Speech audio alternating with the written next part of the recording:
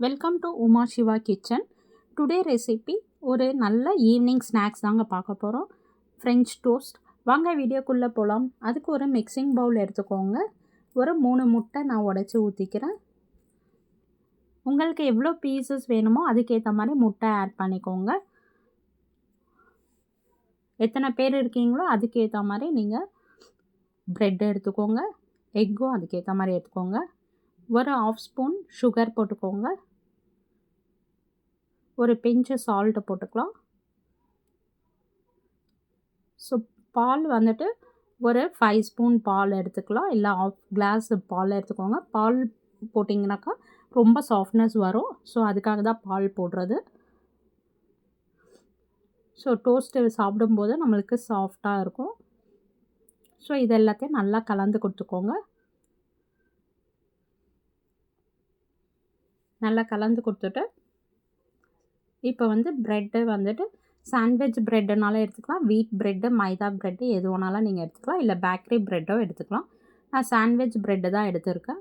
So இப்போ நான் 2 பீஸும் ஒன்றா வச்சு அப்படியே நான் டோஸ்ட்டுக்கு இதை மாதிரி நல்லா நம்ம அதில் எக்கில் டிப் பண்ணிக்கணும். எல்லா சைடும் வரா மாதிரி பார்த்துக்கோங்க. அப்புறம் ஒரு பேன் வச்சுக்கோங்க. பட்டர் வேணுன்னா பட்டர் போட்டுக்கோங்க. இல்லை ஆயில் வேணுன்னா ஆயிலே நம்ம ஃப்ரை பண்ணலாம். நான் ஆயிலில் தான் இன்றைக்கி பண்ண போகிறேன். ஸோ 2 ப்ரெட்டும் நம்மளுக்கு நல்லா இதில் டிப் பண்ணும்போது ரெண்டும் ஒன்றா இருக்கும்.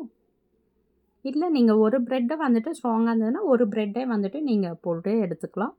இப்போ பாருங்கள், எண்ணெய் ஊற்றி நம்ம திருப்பிடுறோம். நல்லா எக்கு நல்லா டிப் பண்ணணும். அப்போ தான் அதில் ஃபுல்லாக பைண்ட் ஆகும் நம்மளுக்கு ப்ரெட்டில்.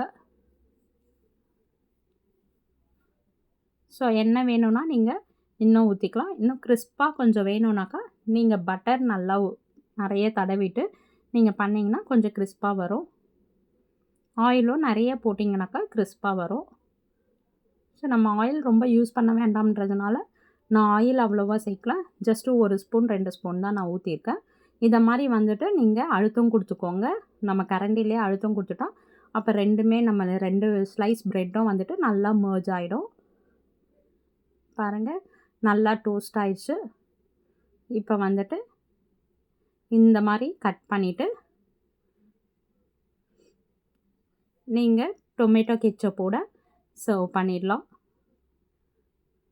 அவ்வளோதாங்க, நம்மளுடைய டோஸ்ட் இது தான். பாருங்கள், மீதமுள்ள ப்ரெட்டும் நம்ம அதே மாதிரியே பண்ணிக்கலாம்.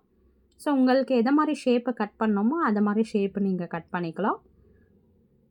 இப்போ மீதம் இருக்கிற ப்ரெட்டு அதே மாதிரியே ஆயில் போட்டுட்டு ப்ரெட்டை 2 ப்ரெட்டையும் நம்ம நல்லா டிப் பண்ணிவிட்டு எக்கில்